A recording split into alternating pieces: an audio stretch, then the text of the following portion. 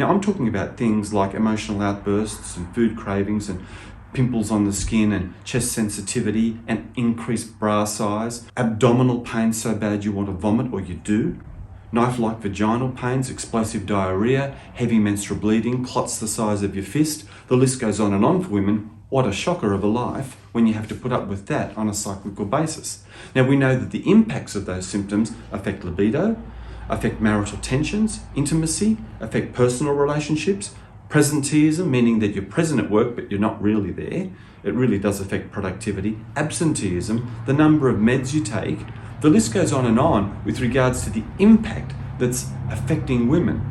Now, the implications of this are huge because what it does affect are your needs.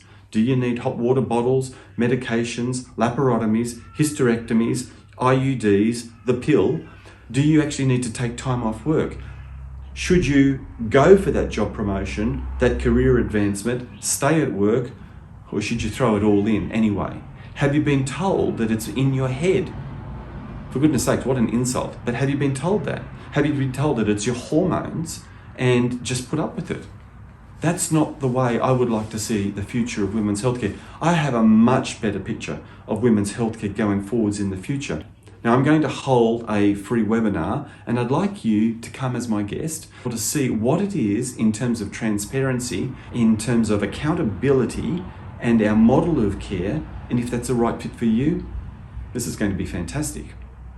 Please put your name down for this webinar and registration. It's just down below in the description box. Just click on that, register for the Zoom presentation.